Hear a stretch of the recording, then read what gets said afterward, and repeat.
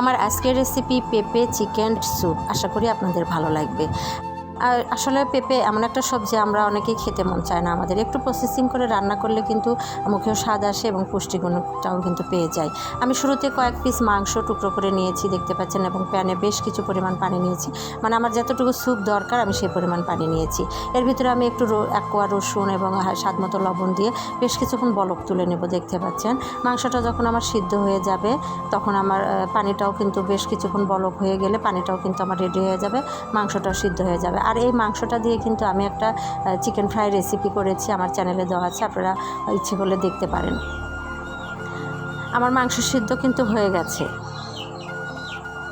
এবার আমি মাংসগুলো উঠিয়ে নিব এবং আমার প্রয়োজন ওই পানিটা দিয়ে আমি স্যুপ তৈরি করব। এখান থেকে কয়েক টুকরো মাংস আমি একদম হাত দিয়ে ঝুড়ো ঝুড়ো করে ম্যাশ নিয়ে আমি স্যুপের ভিতরে দিয়ে দেব।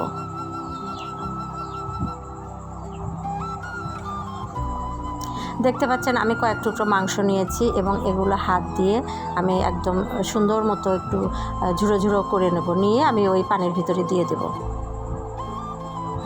আমার স্যুপের পানির ভিতরে কিন্তু দিয়ে দিলাম। এরপর আমি এক বাটি পেঁপে নিয়েছি, গ্রেট করা পেঁপে, কাঁচা পেঁপেটাও দিয়ে দিলাম। এরপর আমি কাঁচামরিচ দিয়ে দিলাম, এরপর স্বাদ মতো একটু লবণ দিয়ে দিলাম। এবার আমি কর্নফ্লাওয়ার দেবো। আসলে স্যুপের পানিটা আমার ঠান্ডা ছিল, যার কারণে আমি শুকনো পাউডারই কিন্তু দিয়ে দিয়েছি কর্নফ্লাওয়ারের। পানিটা যদি গরম থাকতো তাহলে কিন্তু অন্য একটা বাটিতে পানি নিয়ে, ঠান্ডা পানি নিয়ে গুলিয়ে তারপর ওর ভিতরে দিতে হতো।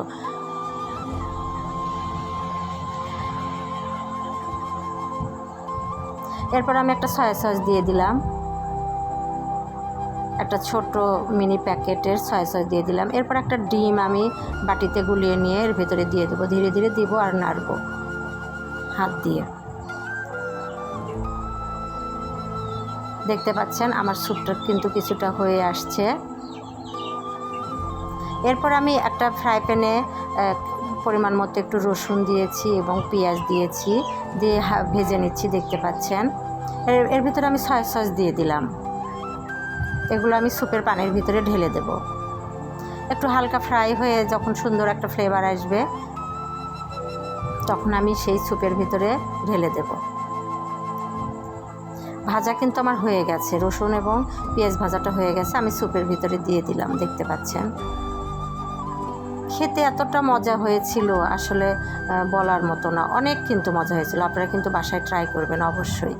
দেখতে পাচ্ছেন অনেক সুন্দর হয়েছে, কিন্তু খেতেও কিন্তু অনেক মজা। এরপর আমি একটা বাটিতে ঢেলে দেখাবো, মানে খাওয়ার আগ মুহূর্তে আমি এর ভিতরে কিভাবে বাটিটা রেডি করে খাবো এটা আমি দেখাচ্ছি। এক বাটি নিয়ে নিলাম, এর ভিতরে আমি কয়েকটা কাঁচামরিচ দিয়ে দিলাম, একটু লবণ দিয়ে, একটু লেবু দিয়ে দিলাম, টমেটো সস দিয়ে দিলাম।